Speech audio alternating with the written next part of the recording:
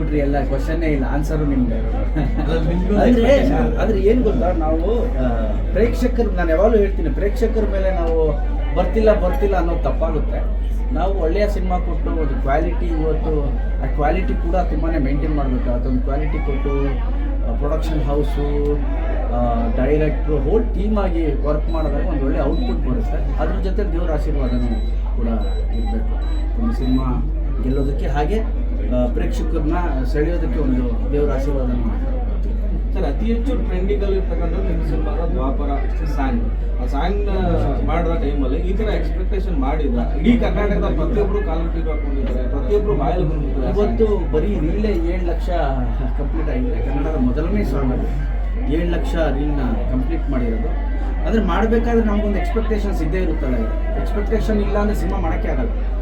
ನಾನು ಮಾಡ್ತಿರೋದೇ ಸಿನಿಮಾ ಕೆಲಸ ಆಗಿರೋದ್ರಿಂದ ಎನಿ ಸೀನ್ ಮಾಡಬೇಕಾದ್ರೆ, ಸಾಂಗ್ ಮಾಡಬೇಕಾದ್ರೆ ಒಂದು ಎಕ್ಸ್ಪೆಕ್ಟೇಷನ್ಸ್ ಇದ್ದೇ ಇರುತ್ತೆ. ಬಟ್ ದ್ವಾಪರ ಸಾಂಗು ನಮ್ಮೆಲ್ಲರ ಒಂದು ನಿರೀಕ್ಷೆನ ಮೀರಿ ಹಿಟ್ಟಾದಂತಹ ಸಾಂಗ್. ನಾವೇನು ಅಂದ್ಕೊಂಡು ಅದಕ್ಕಿಂತ 10, 20 ಎಲ್ಲಿ ನೋಡಿದ್ರು ಅದೇ ಸಾಂಗ್ ಕೇಳೋ ಥರ ಆಯಿತು. ಸೊ ನಮ್ಮ ನಿರೀಕ್ಷೆ ಏನಿತ್ತು ಅದಕ್ಕಿಂತ ಹೆಚ್ಚಿಗೆನೇ ಆಯಿತು. ನೆಕ್ಸ್ಟ್ ಸಿನಿಮಾಗಳು ಪ್ರಾಜೆಕ್ಟ್ ಈಗ ಸದ್ಯಕ್ಕೆ ಕೃಷ್ಣಂ ಪ್ರಣಯ ಸಖಿಯ ಗೆಲುವು ಏನಿದೆ, ಈ ಚಿತ್ರದ ಗೆಲುವು ನಮ್ಮ ಕನ್ನಡ ಜನತೆಗೆ, ಕನ್ನಡ ಸಿನಿ ಪ್ರೇಕ್ಷಕರಿಗೆ ಅರ್ಪಿಸ್ತಾ ಇದ್ವಿ. ಮುಂದಿನ ಸಿನಿಮಾಗಳ ಬಗ್ಗೆ ಮುಂದಿನ ದಿನಗಳಲ್ಲಿ. ಮೈಸೂರಲ್ಲಿ ಮಕ್ಕಳ ಜೊತೆ ಕಾಲ ಕಳೆದ ಸರ್, ಏನು ನಾನು ಅದು ಕಾಲ ಕಳೆಯೋಕ್ಕೆ ಒಂದು ಇಂಪಾರ್ಟೆಂಟ್ ವಿಷಯ ಇದೆ ಅವರೇ. ಯಾಕಂದರೆ ನಮ್ಮ ವುಡ್ಲ್ಯಾಂಡ್ಸ್ಗೆ ಅನಿಸುತ್ತೆ ರಿಲೀಸ್ ಡೇ ಪಾಪ ಒಬ್ಬರು ವೀಲ್ ಚೇರಲ್ಲಿ ಬಂದು ಪಿಕ್ಚರ್ ನೋಡ್ಕೊಂಡು ಹೋದ. ಆತ ಯಾರು ಏನು ಅಂತ ಹೆಚ್ಚು ಗೊತ್ತಿಲ್ಲ. ಆತನಿಗೆ ನನ್ನ ತುಂಬು ಹೃದಯದ ಧನ್ಯವಾದಗಳು. ನಿಮ್ಮ ಗಣೇಶ್ ಮೇಲೆ ನೀವು ಇಟ್ಟಿರೋ ಪ್ರೀತಿಗೆ ನನ್ನ ದೊಡ್ಡ ಪ್ರೀತಿ. JSS ಕಾಲೇಜ್ ಅವರ ಥ್ಯಾಂಕ್ ಯು.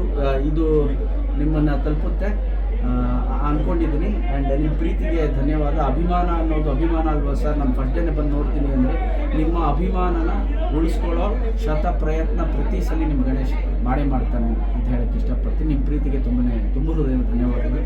ಆ್ಯಂಡ್ ಅದೊಂದು ಕಾರಣ ಇವರೇ, ನಾನು ಅವ್ರನ್ನೆಲ್ಲ ಭೇಟಿ ಮಾಡೋದು ಅದು ಒಂದು ಮೂಲ ಕಾರಣ. ಬಿಕಾಸ್ ಅದು ಬಂದು ಎಲ್ಲ ಕಡೆ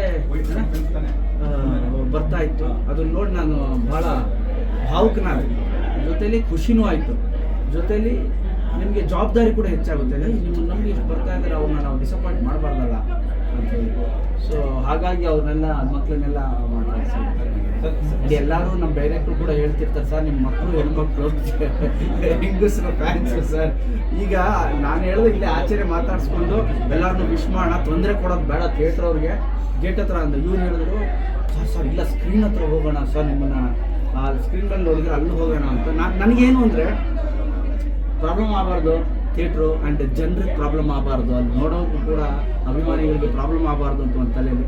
ಅಲ್ಲಿ ಹೋದಾಗ ಒಂದು ಪುಟ್ಟು ಮಗುನ ಕೊಟ್ಬಿಟ್ರೆ ನನಗೆ ಭಯ ಆಯಿತು. ಅಕ್ಕಂತ ಬಂದು ಮಗು ಕೊಟ್ಟಾಗ ಈಗ ಈ ರಶಲ್ಲಿ ಹೆಂಗೆ ಕರ್ಕೊಂಡು ಹೋಗ್ತಾರೆ ಮಗುನ ಅಂತ. ಸೊ ಆ ಒಂದು ಜವಾಬ್ದಾರಿ ಇದೆ. ಅವರ ಪ್ರೀತಿಗೆ ನಾನು ಯಾವತ್ತೂ ಆಭಾರಿಯಾಗಿದ್ದೇನೆ. ಈ ಪ್ರೀತಿ ಹೀಗೆ ಇರಲಿ, ನಿಮ್ಮನ್ನು ರಂಜಿಸೋ ಕೆಲಸ, ಹಾಗೆ ನೀವು ತಲೆ ತಗ್ಗಿಸುವಂತಹ ಕೆಲಸ ನಾನು ಖಂಡಿತವಾಗಿ ಯಾವತ್ತೂ ಮಾಡಲ್ಲ. ಕನ್ನಡ ಚಿತ್ರರಂಗದ ಎಕ್ಸ್ಕ್ಲೂಸಿವ್ ಅಪ್ಡೇಟ್ಸ್ಗಾಗಿ ಡೌನ್ಲೋಡ್ ಮಾಡಿ my movie bazaar mobile application. Google Play Store ಮತ್ತು ಆಪ್ ಸ್ಟೋರ್ನಲ್ಲಿ ಲಭ್ಯ.